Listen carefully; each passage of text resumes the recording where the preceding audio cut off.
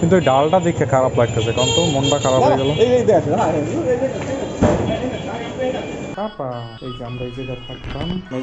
Hello hello সবাই রে, কি অবস্থা সবার? আশা করি সবাই ভালো আছেন। নতুন একটা ভিডিওতে আপনারা স্বাগতম। থাম্বনেল টাইটেল দেখে তো বুঝতেই পারছেন আজকে কি সম্পর্কে ভিডিও বানাবো। আজকে আমি একটা খাট কিনতে যাব। দেখতেছেন আমার ছেলে শুয়ে আছে নিচে। আমি এই বাসায় আসছি প্রায় 6 মাস হয়ে গেছে। আগের বাসায় আর কি খাটটা রেখে আইছি। আগের যে খাটটা ছিল ওইটা আমাদের ছিল হলো 2 জনের খাট, ওই টাইনা টুইনা 3 জন শোয়া যায় এরকম ছিল। বাট যেহেতু ছেলে আসছে এই কারণে চিন্তা করছি যে একটু বড় খাট কিনবো। আমি যেহেতু চাকরি করি, হুট করে চাইলে কোনো কিছু কেনা যায় না, একটা সময় নিয়ে কিছু টাকা জমাইয়া তারপরে গিয়ে কিনতে হয়। তো মোটামুটি 6 মাস লাগছে এই টাকা জোগাড় করতে আমার। তো সেই খাট কেনারই ভিডিও আজকে আমি আপনাদের কাছে শেয়ার করব। বাবা চলো।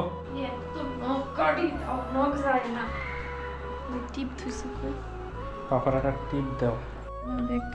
তোকে একটা টিপ দেওয়া হচ্ছে যেন তোর নজর না পড়ে বাবা, এটা হচ্ছে নিয়ম। কই দেখি, এই যে টিপ, দেখি টিপ দেখি। ওরে বাবা, মেয়ে তো তুমি। চলো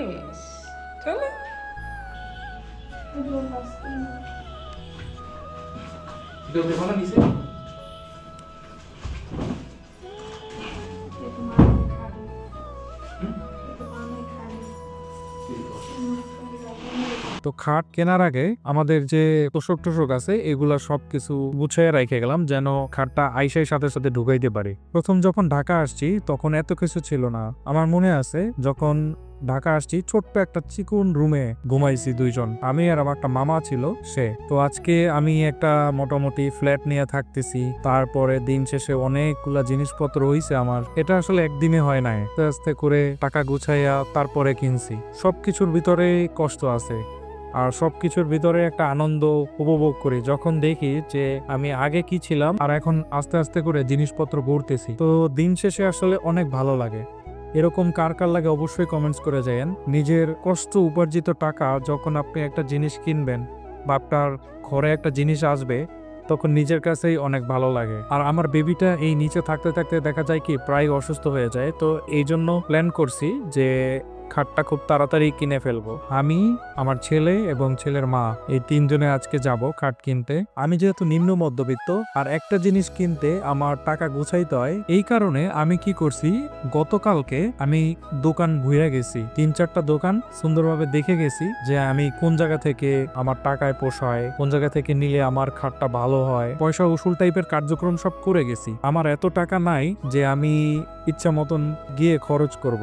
গতকালকে দেখে গেছি এবং আমার বাজেটটাও ঠিক করে রাখছি যে আমি এই টাকা দিয়েই কিনবো। তো এরপরে আইসা বোর কাছে শেয়ার করছি, বলছে যে ঠিক আছে এই দামে এই খাট কিনা যাবে। তো এর পরিপ্রেক্ষিতে আজকে আমরা যাইতেছি। বেরোইছি পর রাস্তায় নামছে বৃষ্টি, এখন কিছু করার নাই। তো এখানে একটু সময় বসছিলাম, বসার পরে দোকানে চলে যাই। চলেন দোকানে যেয়ে কথা বলি আপনাদের সাথে। এই যে আঙ্কেলের দোকান থেকে নিলাম পেস্টিং খাট, মানে সামনে বাইরে একই কালার, এটা কি কেউ জানে? পেস্টিং খাট কয় রে? 9000 টাকা পড়ছে। 9500 টাকা কালকে বলছিল, কিন্তু আজকে 9000 টাকার মধ্যে। বাবা মেবো টুকটুকি, এটা সুন্দর না? আমি তো কই এটাই ভালো।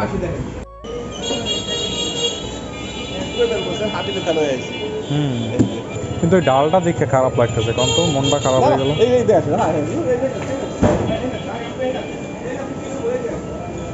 না ওই জায়গায় আসলে তো বোঝা যাবে না।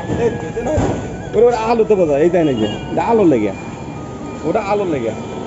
তো এরপরে খাটটা নিলাম, খাটটার দাম রাখছিল 9000 টাকা। গতকালকে যখন দাম দর করছি তখন উনি বলছিল যে 9500 টাকা। তো এরপরে আরো 500 টাকা কমাইছে, তো 9000 টাকায় খাটটা হয়ে গেছে। আর ভ্যান ভাড়া লাগছিল হলো 300 টাকা। মোট 9300 টাকার ভিতরে খাট হয়ে গেল। তো চলেন বাসায় যেয়ে খাটটা ফিটিং করি। তো কাহিনী হইছে ভাই, আমরা চাইলেই অনেক কিছু খুব তাড়াতাড়ি করতে পারি না, একটু সময় নিয়ে তারপর করতে হয়। কারণ হলো কি, কোনা টাকা তো, এই জন্য ধরতেও কষ্ট লাগে, ভাঙতেও কষ্ট লাগে। এর পরবর্তীতে দেখি আর কি কিনবো। দেখে গেছি যে কি কি জিনিস কেনা যায়, কত দাম, এগুলো সব দেখে গেছি। পরবর্তীতে হয়তো 1-2 মাস পর আবার কোন একটা জিনিস ঘরে যাইতে পারে। খাটটা খারাপ হয় নাই, মোটামুটি ভালোই হয়েছে। আর আমার বাবা এখন সুন্দরভাবে ঘুমাইতে পারবে। এখন ভয় হয়েছে যে ও খাট থেকে যদি পড়ে যায় তাইলে আবার সমস্যা। খাটে রাইখা আসলে কোনো জায়গায় যাওয়া যাবে না, কারণ সে এখন হাঁপুড় দিতে পারে। তো এটা একটা ভয় কাজ করতেছে মনের ভিতরে। জানি না সামনে কি হয়, যদি এরকম একটা অঘটন ঘটে যায় তাইলে তো আবার একটা ঝামেলা। যাই হোক, আমাদের কষ্টের একটা ভিডিও দেখলেন, এই জন্য আপনাকে ধন্যবাদ। আপনার কষ্টের টাকা দিয়ে কি কি কিনছেন এবং কত আনন্দ লাগছে অবশ্যই একটু কমেন্টস করে যান। ভিডিওটা থেকে আজকের মতন এখানেই বিদায়। দেখা হবে নতুন কোনো একটা ভিডিওতে। এই পর্যন্ত ভালো থাকেন, সুস্থ থাকেন, আর আমাদের জন্য দোয়া করেন যেন সবকিছু সুন্দরভাবে হয়। আল্লাহ হাফেজ।